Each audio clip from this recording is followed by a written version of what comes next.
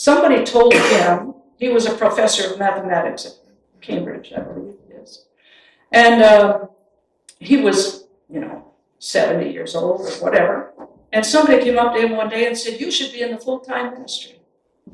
He said, what? That's too late. And they said, well, it's never too late to get in ministry. He said, I've been in full-time ministry since I was a teenager.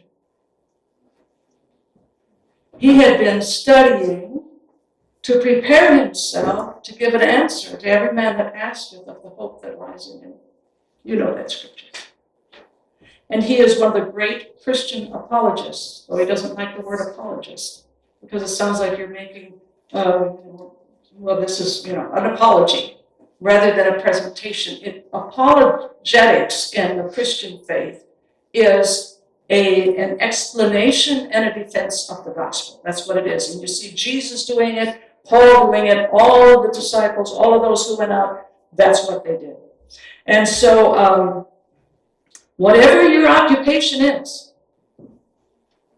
you are God's person there.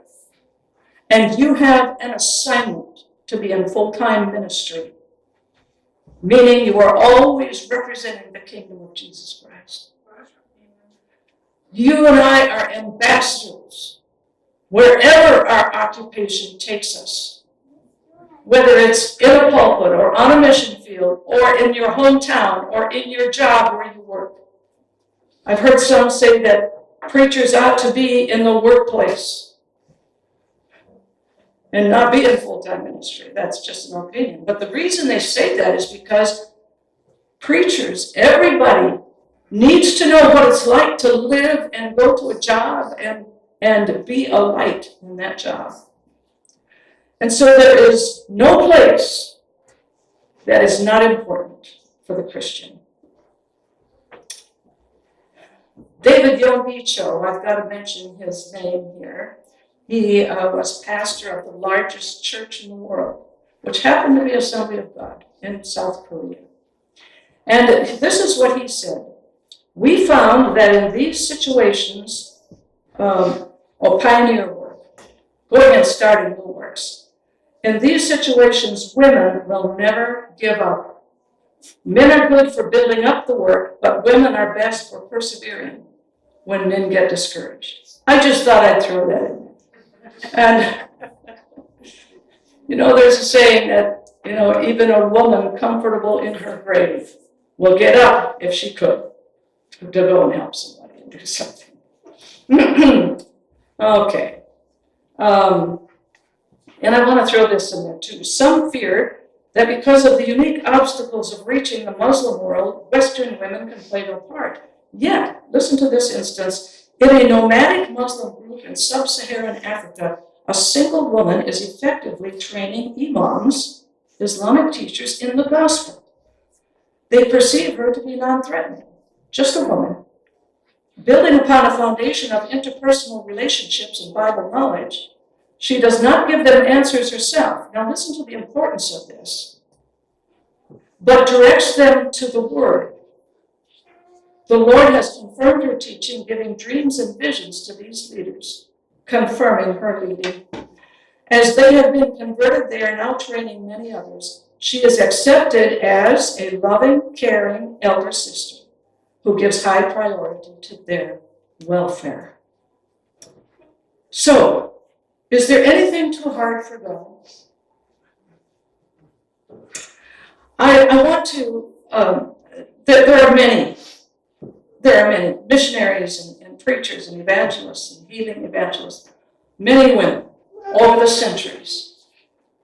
And today, as we sit here, there are women in this congregation, and I'm talking to women, all you men, you're included here, but I am focusing on women in ministry today because sometimes they need a little boost and a little pat on the back and saying, yeah, you're called into ministry too.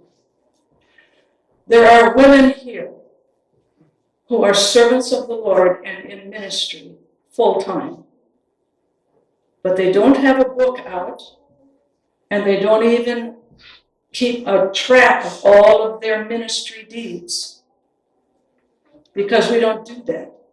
as Christians, men or women. But they are here this morning. And you, lady, are no doubt one of them. And so God be with you as you live your life for Jesus Christ.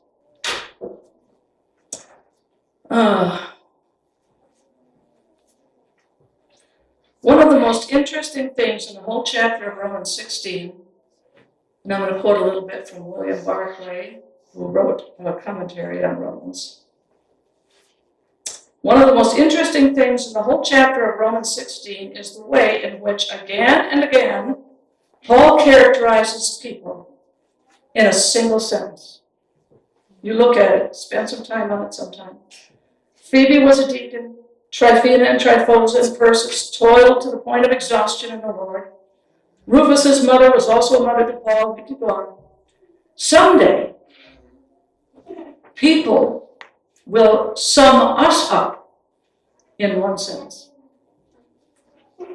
What will that sentence be? What would you like that sentence to be? Something to think about.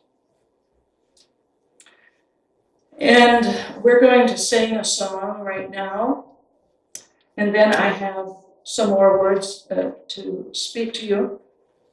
So you can end the recording right there, please.